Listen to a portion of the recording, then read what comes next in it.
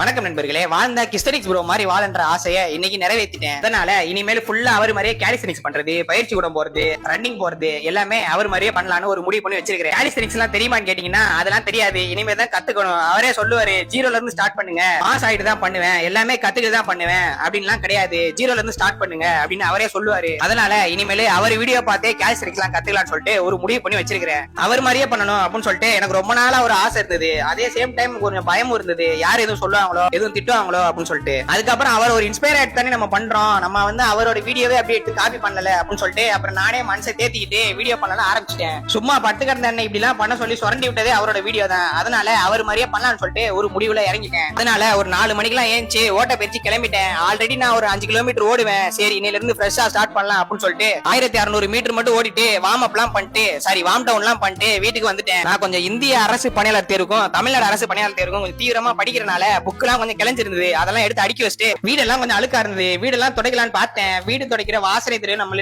இல்ல. அதோட ரொனால்டோ அறிமுகப்படுத்தின ஒரு வாசனை திரு ஒண்ணு இருந்தது. அதை எடுத்து தண்ணியில கலக்கிட்டு ஃபுல்லா வீடெல்லாம் கழுவி முடிச்சாச்சு. வீட்டு வேலைகள்லாம் பண்ணி முடிச்சுட்டு சூடு நமக்கு உள்ளங்கால இருந்து உச்சிந்தல வர சுள்ளுன்னு ஏறிச்சு. அதோட சப்ஜா விதைகளை கொஞ்சம் ஊற போட்டு மதிய உணவுக்கு உருளைக்கிழங்கு செய்யலாம்னு சொல்லிட்டு உருளைக்கிழங்குலாம் வெட்டினேன். உருளைக்கிழங்கு வெட்டிட்டு பார்த்தா மசாலா பொடி எதுவுமே கிடையாது. அதோட பைக் எடுத்துட்டு கடையில போயிட்டு மசாலா பொருள்லாம் வாங்கிட்டு வந்துட்டு பார்த்தா உருளைக்கிழங்குல போறதுக்கு கருவேப்பிலை இல்ல. அதோட ஹவுஸ் ஓனர் தெரியாம ஓடி போய் 2 கருவ இலையை உருவிட்டு, சாரி கருவேப்பிள்ளை இலையை உருவிட்டு உருளைக்கிழங்கு பொரியல் எல்லாம் செஞ்சு முடிச்சுட்டு மதிய உணவையும் சாப்பிட்டேன். மதிய உணவுலாம் சாப்பிட்டு அப்பவே பாத்திரத்தெல்லாம் தேய்ச்சி போட்டுருணும். அப்பதான் அடுத்த வரும் நேரங்கள்ல கொஞ்சம் இலவசமா இருக்க முடியும். வீட்டு வேலைகள் எல்லா வேலையும் முடிச்சுட்டு பயிற்சி கூடத்துக்கு போலான்னு சொல்லிட்டு ஒரு முடிவு பண்ணி வச்சிருந்தேன். பார்த்தா கடுமையான மழை பிடிக்க ஆரம்பிச்சிச்சு. இன்னைக்கு தான் முதல் நாள் பயிற்சி கூடத்துக்கு போறேன். முதல் நாள்லாம் என்னோட வாழ்க்கையிலே பயிற்சி கூடத்துக்கு முதல் நாள் கிடையாது. கொஞ்ச நாள் ஒரு 15 நாள் கழிச்சு மறுபடியும் இப்ப போறேன். ஏன் அப்படின்னா சில பல கடின பயிற்சி காட்டி பயிற்சி கூடத்தை பாதியில நிறுத்த வேண்டியாயிருச்சு. மறுபடியும் இப்ப சேர்ந்துட்டேன். சரி, இன்னைக்கு பயிற்சி கூட போக முடியாது, காலிஸ்டனிக்ஸ் பயிற்சி கொஞ்சம் வீட்டிலேயே பண்ணலாம் அப்படின்னு சொல்லிட்டு நம்ம குருநாதரோட வீடியோ எல்லாம் ஆன் பண்ணி வச்சுட்டு அவர் வீடியோ பார்த்து கொஞ்சம் கொஞ்சம் காலிஸ்டனிக்ஸ் பயிற்சி எல்லாம் பண்ணிட்டு இருந்தேன். அப்புறம் ஒரு 1 மணி நேரம் பயிற்சி எல்லாம் பண்ணி முடிச்சுட்டு இன்னையில இருந்து சுகர் கட் பண்ணலான்ட்டு ஒரு முடிவு பண்ணிட்டேன். அதோட இன்னைக்கு சாப்பிடறதெல்லாம் நல்லா சாப்பிட்டு முடிச்சுட்டு நாளையில இருந்து ஃபுல்லா சுகர் கட்ல இருக்கணும் அப்படின்னு சொல்லிட்டு ஒரு பெரிய ஸ்வீட் கடையை பார்த்து வண்டியை விட்டு எல்லா பொருட்களையுமே வாங்கி சாப்பிட்டுட்டு